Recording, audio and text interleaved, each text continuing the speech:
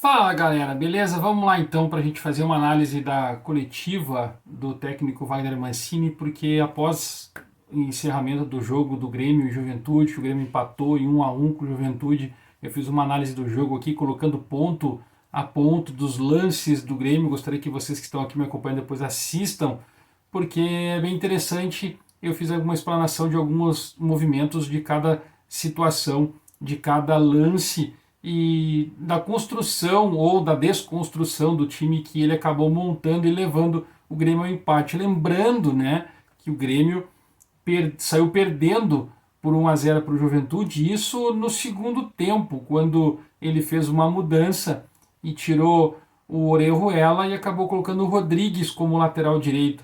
E eu fiz uma questionei quando saiu a relação dos jogadores para essa partida, o Denis Abrão, dirigente do Grêmio, por que o Mancini não colocou o Lucas Cauã na lista, se tinha acontecido alguma coisa com ele, se estava lesionado, algum problema desse tipo, e aí ele simplesmente me deu o relato de que foi escolha do treinador. Se ele ia marcar mais ou não do que o Orejuela, eu não posso te dizer isso porque colocaria na questão do se. Mas se a gente pensar que o Grêmio não teria um lateral direito marcador, assim como o Nicolas é no lado esquerdo, por que emprestar o Felipe Albuquerque, que é um jogador mais marcador? E para um jogo onde o Grêmio estava sofrendo o contra-ataque do Juventude e o Orejuela era um jogador que estava apoiando muito com a pedido do treinador, ele poderia ter utilizado o Felipe Albuquerque e não emprestado, ter colocado ele no grupo de jogadores do Grêmio para o resto da temporada. Erro do departamento de futebol, do presidente, que foi omisso em aceitar o que está sendo colocado, e não sei se vai ter as cobranças, e do próprio treinador que não viu que não tem um jogador marcador, e agora está improvisando um zagueiro para lateral direito. Já lembrando que no ano passado nós tínhamos um lateral direito que estava improvisado na esquerda, e nós caímos para a segunda divisão. E aí quando ele vem na coletiva e fala evolução no time, que o time está tendo uma evolução, que está evoluindo taticamente, eu fiquei muito preocupado com isso. E eu acho que o tempo do Mancini está acabando. Eu até tenho aqui um prazo de que eu iria começar a fazer cobranças fortes a partir do Grenal. Mas depois do que eu vi hoje, eu estou começando a rever meus conceitos, assim como ele falou que o Grêmio teve conceitos durante o jogo que foram vistos, conceitos de futebol que foram vistos no jogo contra o Juventude. E eu quero falar isso com vocês a respeito. Então, dá essa moral para mim, dá o like e se inscreve no canal que não é inscrito para a gente continuar crescendo aqui no YouTube, trazendo análises como essa, porque eu quero que vocês comentem aqui o que vocês acham. Quando ele fala em evolução, eu não vi uma evolução assim fora do que estava apresentando no início da temporada ou nos primeiros jogos. Existe sim uma diferença do time do ano passado para o time de agora. Uma evolução do time do ano passado para agora, existe diferença, não é evolução. Ele não tem 3 titulares do ano passado, que só mudaram 3 titulares, certo? O lateral direito, o zagueiro e o extrema direita, ponto. A evolução no time, ele mudou o time, a forma de jogar, por quê? Porque ele tem um jogador mais agudo que é o Janderson, e tem um lateral direito que apoia muito mais do que o que tinha antes. O zagueiro não muda muito, só a qualidade monstruosa que tem o Kahneman perto do Bruno Alves. Então ele fez o quê? Ele colocou os laterais para virarem alas, mesmo jogando num 4-2-3-1 ou no 4-1-4-1. Ele faz com que os laterais entrem, façam um facão para dentro da área e os extremas possam fazer o cruzamento, ou seja, ele atacaria com mais jogadores o time adversário. E isso é uma mudança. Mas ele não pensa que o time, daí ele acaba respondendo uma outra pergunta sobre as variações de finalizações que os volantes também finalizam. Claro, porque daí ele colocou os volantes para o ataque. E o curioso é que o volante que ele botou para o ataque é o Thiago Santos, que é um cara marcador, é um destruidor. E aí depois ele fez uma mudança no time que ele tirou o Thiago Santos, tirou o Lucas Silva e botou o Vila Sante. E aí ele botou o Thiago Santos como defensor, como um fixo na frente da área, e o Vila Sante como um cara para se movimentar. Só que durante o jogo, o Thiago Santos começou a ir no ataque. Ele até finalizou. Mas não é a característica do cara. Não adianta tu querer fazer o cara finalizar se ele é um destruidor. É isso que eu estou dizendo sobre evolução ou involução. Ele não está evoluindo o time. E aí ele fala depois que eu quero ver o Grêmio jogando mais leve a cada dia. Mas como que tu vai jogar leve a cada dia se tu não tem os jogadores para isso? Quer dizer, tu tem os jogadores, mas tu não coloca para jogar. Como é que tu joga com o Thiago Santos e Lucas Silva como volantes atacando o adversário e tu mantém Jeromel e Bruno Alves na defensiva com um volante só marcando que é pesado? Qualquer um dos dois é pesado. Tu precisa de um cara mais leve. Tu precisa ter um Fernando Henrique que tem velocidade no arranque. Ele arranca mais rápido, isso é nítido. Não precisa nem fazer teste no treinamento para ver que ele é mais rápido no arranque do que o Thiago Santos, do que o Lucas Silva. E outro, o Lucas Silva não é primeiro volante, é segundo volante. E aí insiste em botar ele como primeiro. Ele até no início do jogo ele fez uma saída de três com o Lucas Silva que eu acho coerente, que ele tem mais tato com a bola do que o Thiago Santos. Mas por que tu não bota o Fernando Henrique e deixa o Lucas Silva como segundo volante? Tu ganha qualidade no time do Grêmio, tu ganha qualidade no meio campo. E não, ele acaba não fazendo isso. E eu não sei por que ele não faz isso. Porque ele está com algumas ideias, porque ele é o treinador, mas ele não está colocando isso em prática. Aí na pergunta que ele é feita sobre insatisfação do torcedor e não ver evolução, que só você vê no Grêmio, ele fala, eu não julgo o torcedor do Grêmio, ele é passional, ele quer ver sempre o time vencendo. Mas quando o outro repórter pergunta para ele, ele fala, você é torcedor? Você está falando por 8 milhões de torcedores? Ou seja, ele já queimou assim, já entrou numa briga com um repórter sem necessidade.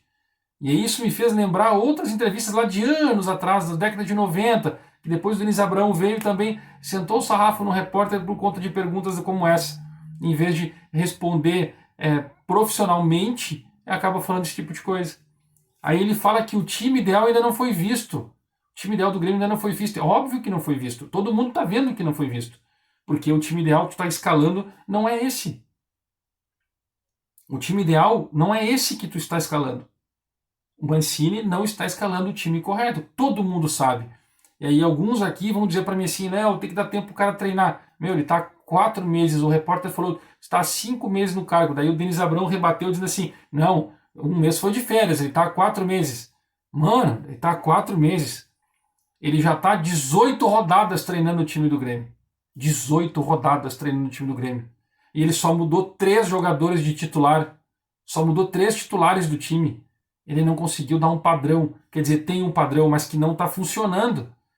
Cara, a gente pegou um Juventude que está na Série A do Campeonato Brasileiro, quase rebaixado do Campeonato Gaúcho, e tivemos dificuldade para empatar com os caras. Sabe o que pode acontecer num Grenal? Pensa nisso comigo. Aí depois ele fala que tem brigas internas, que ainda vão ser selecionadas. Lógico que tem brigas internas, o goleiro, o lateral direito, o lateral esquerdo e os volantes. É óbvio, é nítido que tem que ter briga, porque os melhores estão no banco. E tu não bota para jogar. E aí ele vem falar que o time ideal não foi visto. É óbvio que não foi visto. Aí ele elogia ainda que o Thiago fez um grande jogo.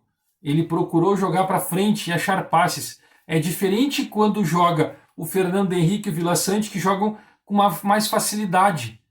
Mas também a gente sofre em outros sentidos. Mas qual é o outro sentido, Mancini, que a gente sofre quando joga o Fernando Henrique e o Vila Sante, baseado ou comparado com o Thiago Santos e o Lucas Silva?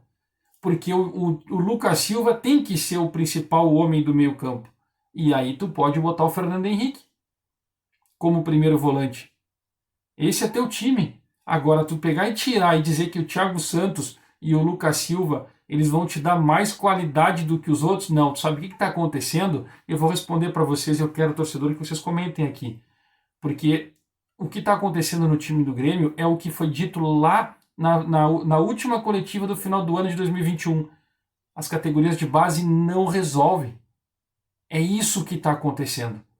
E aí o Ferreirinha, que já fez 24 anos, está no seu ano de completar 25, virou o principal jogador do time do Grêmio.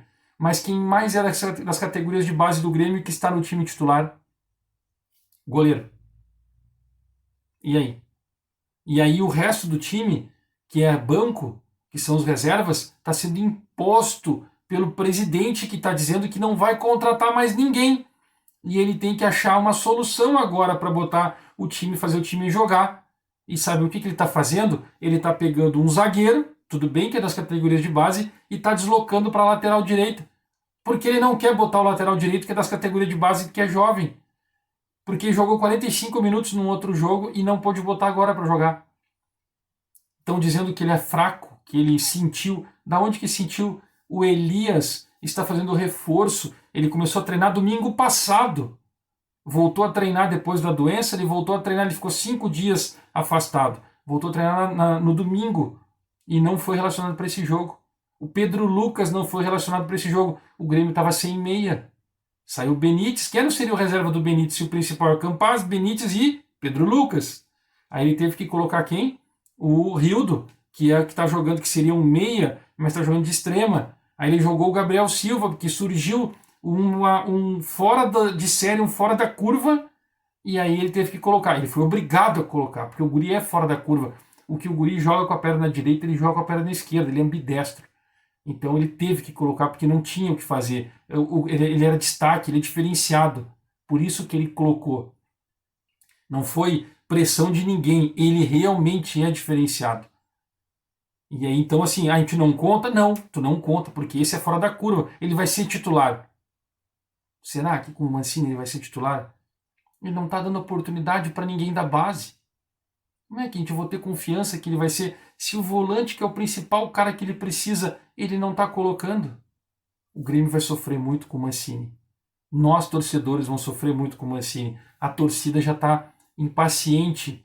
A própria diretoria manteve todo o departamento de futebol, comissão técnica, para essa temporada, sabendo que o Grêmio caiu para a segunda divisão e o time não está rendendo.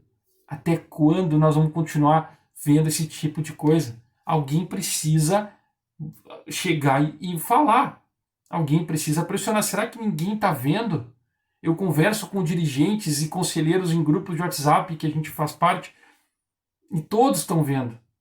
Ninguém conversa, ninguém fala. Alguém precisa falar e resolver isso logo. A cobrança tem que ser lá direto, na raiz.